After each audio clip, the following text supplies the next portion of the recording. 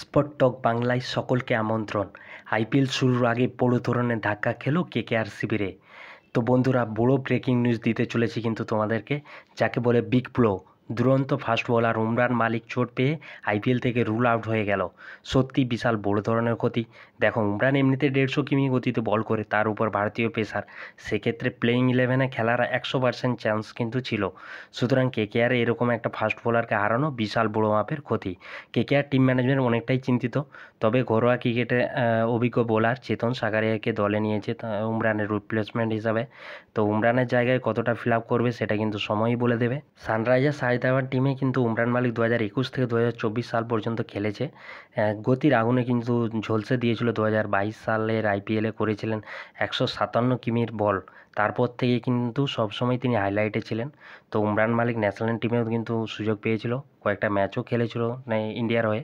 তবে গতবারের রঞ্জির আগে চোট পেয়েছিলেন তিনি। তারপর ডেঙ্গু হয় তার, আর সেখান থেকে সারতে না সারতেই তার গোড়ালিতে আবার চোট পায়। তবে 2024 সালের আইপিএল কিন্তু সানরাইজার্স হায়দ্রাবাদ টিমে খেলতে পারেনি।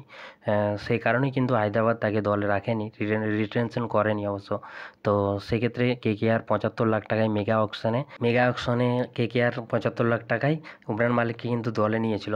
তো কেকেআর কিন্তু অনেকটা উমরান মালিকের প্রতি অনেকটা আস্থা বা ভরসা দেখিয়েছিল, কিন্তু তার গোড়ালি চোট এখন পর্যন্ত না সারাই কিন্তু তাকে আইপিএল থেকে ছিটকে যেতে হলো। তো তার পরিবর্তে যাকে নেওয়া হয়েছে চেতন সাগারিয়া, তিনিও কিন্তু দুর্দান্ত বোলার। আর কেকেআরের হয়ে কিন্তু নেট বোলিংয়ে 2 বছর কাজ করছে। 2 বছর কিন্তু কেকেআর হয়ে কাজও করেছে নেট বোলার হিসাবে। সুতরাং কেকেআর ম্যানেজমেন্ট কিন্তু চেতনের উপরে আস্থা রাখলো এবারে। তো এবারে দেখা যাক উমরান মালিকের পরিবর্তন হিসাবে কতটা সফল হতে পারে চেতন সাগারিয়া। তো বন্ধুরা, তোমাদের কি মনে হয় উমরান মালিকের না থাকাটা কতটা ক্ষতি হবে কেকেআরের জন্য? নিচে কমেন্ট করে জানিও। আর চেতন সাগারিয়া কতটা এফেক্টিভ হতে পারে এবারে আইপিএলে, সেটাও আমাদেরকে জানিও। তো আইপিএলের নতুন নতুন আপডেট ও নিউজ পেতে এক্ষুনি চ্যানেলটিকে করে দাও সাবস্ক্রাইব, আর পাশের বেল আইকনটি প্রেস করে দিও।